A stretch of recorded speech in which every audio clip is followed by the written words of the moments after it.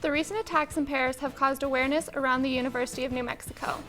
Governor Martinez doesn't want Syrian refugees to come to New Mexico. Is this an example of Islamophobia? On a lighter note, the Lobos baseball team prepares for the spring season. This is Kelsey, Harney. And this is Logan, Rader. All this on UNM News.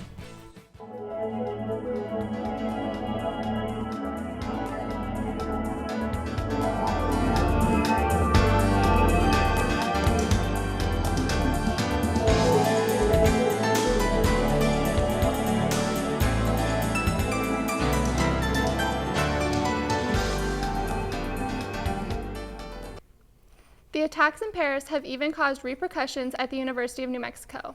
In the past few weeks, UNM Police Detective Ray Barreras asked the UNM community to be more cautious of their surroundings due to the recent terrorist attacks. We try to encourage each person, staff and student and faculty as well, is to be in what I refer to as condition yellow, which is a relaxed state of awareness. So if you know what's going on around you, you can basically keep yourself safer. Because if there is a problem that you see you may be heading into, you can decide to make a detour, you can decide to make a phone call, you can decide to contact your friends. In the immediate future, Barreras thinks not a lot is going to change with the UNMPD's way of working, but apps that allow students to tell their peers exactly where they are definitely could be the way, and they could be helpful. New Mexico Governor Susana Martinez doesn't want to take Syrian refugees, and 59% of New Mexicans agree with her, according to a poll by the Albuquerque Journal. A recent campus speaker from Kurdish Iraq says such attitudes in the United States are causing some Muslims to join extremist groups.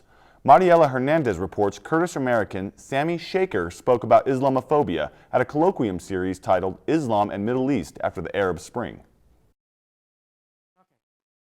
Dr. Sami Shaker says that Islam has been distorted, causing people to be confused. So Shaker, who was born in Iraq but has lived in the United States for decades, says people need to be informed whether they are Muslims or non-Muslims, what the reality is. So when I say things here, I'm not trying to preach to you about Islam. All that I'm trying to, as part of my talk, is to kind of unmask some of these dragons that have been kind of put in front of people, like, oh, these are Muslims are, and just show that that's really not where you want to fight. That's not where the problem is. Shaker said some Americans are misguided about what Muslims really are, because for many non-Muslims, Islam appears to have been hijacked by devious and evil groups.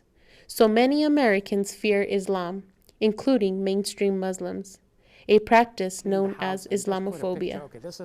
Although some Americans see the irrational ideology towards Muslims, some still don't have a clear concept that Islam does not encourage violence.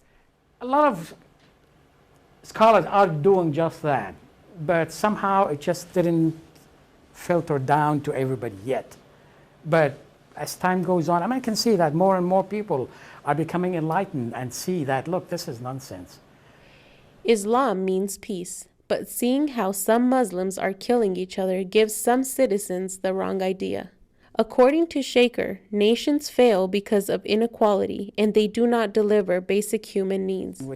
Islam believes that when people judge between men, they must judge with justice. When there is no justice, the resources distribution gets unevenly distributed, so that you have very wealthy people and you have very poor people. And when the very people become the majority, that nation is going to fail. When people hear about the Middle East, they often get the impressions that that place is going to misery and everything is going badly there. But Shaker pointed out a few success stories that resulted from American intervention. Finally, in 1990, after the Iraqi army was pushed out of Kuwait, and they started basically using chemical weapons and so on against the Kurds, we intervened and we had a no-fly zone. Shaker said that enabled the Kurds to deliver goods and services. He would like to see more effort put into informing Americans about Islam so people can come together as brothers and sisters. This is Mariela Hernandez reporting. In November, the UNM women's cross country team took nationals for only the second time any Lobo team has won at the national level. And spring sports teams like the UNM baseball team are already in personal training mode to prepare for the upcoming season. Lobo pitcher and UNM News reporter Carson Schneider has the lowdown on the Lobos' upcoming season and the team's quest to make the playoffs. The Lobos came in second place in the conference tournament last year after losing in the championship game to the San Diego State Aztecs, ending their tournament dreams. So the goal for the Lobos, like Victor Sanchez says, has stayed the same after the tournament championship loss. This year, just compete harder from day one to the last pitch I throw. As a team, I think it's just being consistent, improving on the things we need to improve on and don't take a step backward. Just being the best team we can be. Lobo outfielder Danny Collier naturally dreams of winning championships, but was heartbroken after the season-ending loss last spring. At the end of the season, we actually made a pretty good run. We ended up 4th in the regular season, and during the conference tournament, we ended up coming down short. And that was the first time we haven't came first in either the playoffs or in conference or in the tournament in about 4 years, I'd say.